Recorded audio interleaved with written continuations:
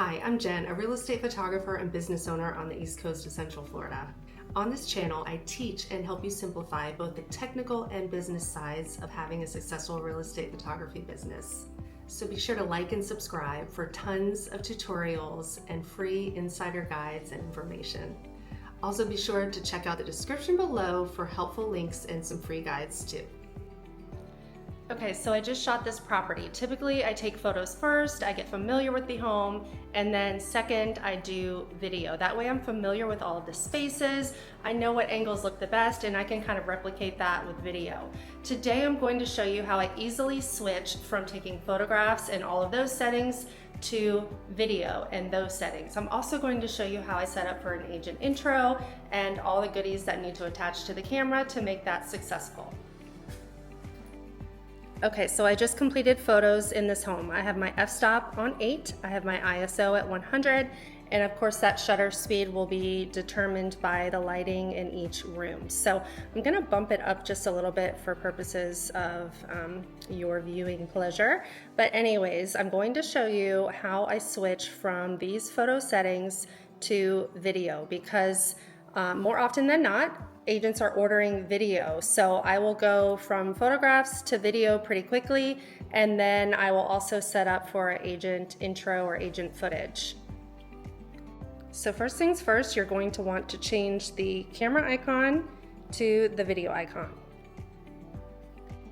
If you have a lens like mine, you're going to want to switch it from manual focus over to autofocus right there. Next, we are going to change your ISO to auto. Okay. And after that, we want to make sure our shutter speed is on the right settings. So here I'm shooting in 4K, 60 frames per second. So you want to make sure that your shutter speed is at least double your frame rate. So I am going to bump that up to 1/125. Mine just goes to 125 there. Next, I'm going to change my f-stop. So with photos, I typically use 8 or 9, but for video purposes, I like to bring it down to about 4. Actually, this lens, the farthest I can go down is 4, or as far open I can go is 4 right here. So I'm going to change that to 4. It just gives a little bit of a more cinematic, creamy look. Blurred background, if you will. Always check your exposure compensation as well. Make sure that it's set to 0. Sometimes I bump it down or up when I'm taking photographs, and just remember to put that back. So I'm going into my function button here. My focus area is set on wide. I'm on autofocus continuous, and that's pretty much what you want to make note of right there. Also the audio record level. Here I have mine on 10, but really, you know, it depends on your camera. You'll have to test it out, make sure it sounds right. It's better to have the volume lower than have it too high. So I have mine at 10. I'd be comfortable down at 8, somewhere around there, but you'll have to play around with your settings. So now I'm all set to go. I have the video icon at top. I have my shutter speed correct. I have my f-stop at 4, and you can see that based on this setting right here, my ISO is 320. So remember, I set that to auto. So just keep an eye on that ISO and see if you have to compensate up and down depending on the scene, especially when you're shooting towards windows. So the next thing I'm going to do is take the camera off the tripod now that I have my settings all figured out, and I'm going to place it on the gimbal, which is my RS3 Pro. So what makes this easy is this geared head has a switch plate on it. So whenever I'm done with photography, it makes it super easy to make that transition from photography to video. You just simply pull the lever back, take the camera off. And similarly, when you put the camera back on, it just clips right in there and it is good to go. So I'm gonna take that back off and put it on the RS3 Pro. So you'll see here on the RS3 Pro, I have the same switch plate, okay? It's compatible to use on the gimbal and your tripod, so it makes it super simple, right? So I'm simply gonna take the camera and clip it right in there. You can hear that one clip. The other one is used a little bit more, so I kind of have to do that one manually, but always make sure it's secure and clipped in. You don't want that to fall, and you don't want anything to happen to that nice lens. All right, so now I'm gonna turn the gimbal on. And there you go. So the camera is on. Looks pretty level to me. I've already balanced the gimbal, but just take a walk around it, make sure everything looks good, and every time I start video, I always calibrate, especially on this version of the gimbal.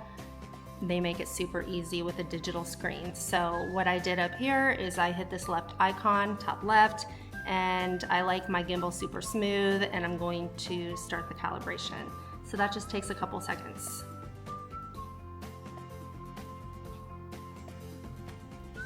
All right, we are done.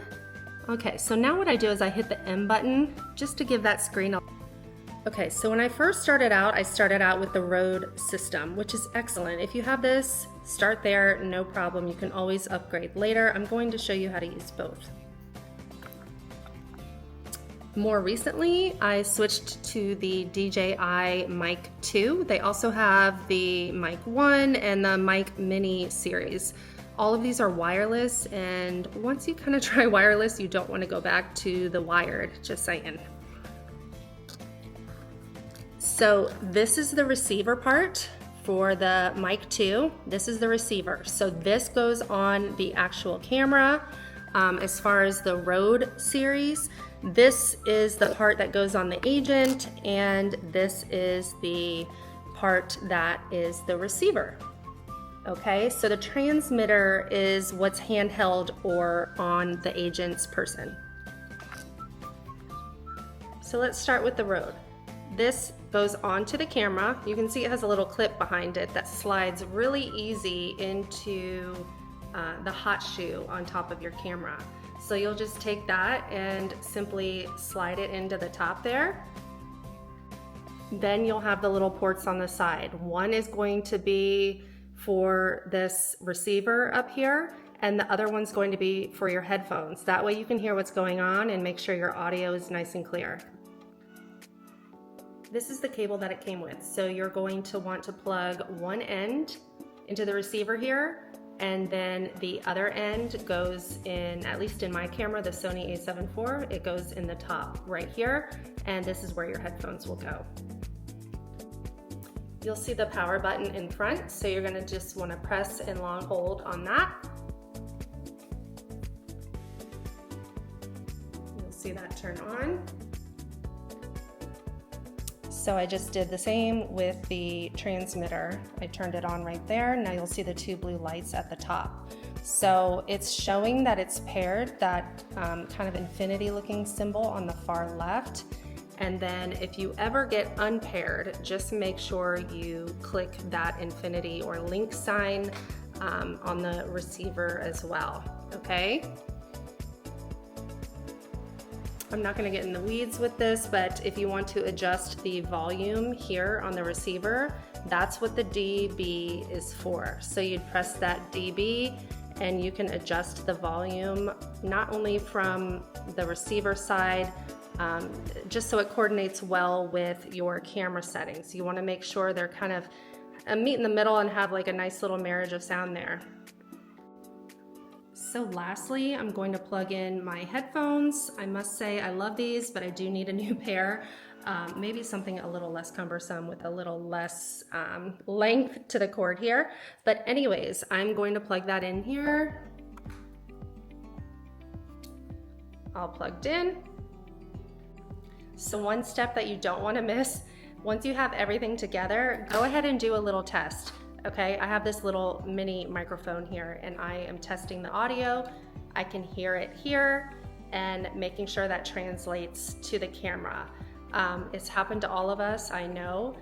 When you get home, load the footage and you're like, oh my gosh, it didn't sync, it wasn't linked. So that's why I choose to wear these silly headphones, or any headphones at that, so you can make sure that You don't have to go back, redo it, bother the agent, and it's just better all around. So just make sure you test. Okay, we are all set up now. We have the receiver. We have the receiver plugged into the camera. We have the headphones here, and everything is ready to go. Our shutter speed, our f-stop, our ISO is looking great, and the gimbal is balanced. So not only am I ready for some agent footage, it's gonna turn out great with great sound.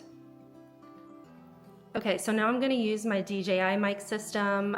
This is the first version that I purchased, and I'm actually wearing the DJI Mic 2, which I love. Like I mentioned before, they also have the DJI Mic Mini, which is great, and it also comes in white, so it's helpful when the agent is wearing a light color. So I'm gonna show you how to attach the DJI Mic wireless system, same exact kind of setup for the version 2. So I'm wearing the transmitter for the DJI Mic 2, and the receiver is actually plugged into this device that I'm recording myself with right now, which is the DJI Pocket 3, which is amazing. I'm going to be sharing a little bit about that with you in another video, but definitely something to look into for tutorials, for walkthrough videos, for reels. It is super cool. I'm super stoked to use this. Okay, so this is the receiver. I'm gonna go ahead and turn it on. Hopefully you can see it clearly. Okay, so this is the receiver. I went ahead and turned it on. And then just remember, when you're putting this onto the camera in the hot shoe, the screen faces towards you, okay? So I'm gonna go ahead and push that in. You might wanna have your gimbal off. You want to have your gimbal off when you're doing that part. You just kind of push it in there. You'll see the top bar is showing that the battery is full, and I haven't turned on the transmitter side yet, okay? So once I turn that on, you'll be able to double check the battery life and make sure you're all set. I will say that these batteries last a long time, which is awesome. I'm kind of OCD, so I tend to charge them anyways, but you can see now that both batteries, let me get a little bit closer here. Both batteries are charged up. Let's try that again. Okay, so both batteries are charged up and we are ready to go. As far as audio goes, you can also talk into the mic and you can see that little green bar moving. So you can see that it is indeed picking up the sound. Just another measure. Okay, so I'm going to plug in the cable so it can communicate with each other. I'm going to plug in the cable on that top port, and I'm going to plug it here on the out port on the receiver there, okay? So we have this connected and we have our headphones, and that's super important so we can hear the audio and make sure everything is testing out and the agent sounds like we want it to sound, and the feedback also in the background is super important. You may want to use one of those little mic buffers, looks like a hairy toupee that you put on the, on the transmitter side. So anyway, so pretty simple, right? With the DJI wireless mic, goes on super easy. Settings are really simple. Maybe I'll make another video showing you kind of how to manipulate the receiver itself on that touch screen. But this is kind of my go-to now. I don't really use the Rode Wireless Go anymore. I tend to use the DJI Mic System. I added some weight to the gimbal with the receiver and those headphones, right? So I just turned it off for a minute. I'm going to unlock the arms and make sure it's balanced correctly. Give that button another hit to calibrate, and I'll be in business. So that's it. As you go along, the more projects you do, it'll become more and more simple. I remember at first I had an index card and I would write down, okay, from F8 to F4 and this and that and the other, whatever it takes to help you along the way, that is completely fine, okay? It's gonna be foreign to anyone when they start doing video, let alone setting up for an agent intro, outro. So I hope this video helped. Drop your questions in the comments below, and I hope to see you on my next video.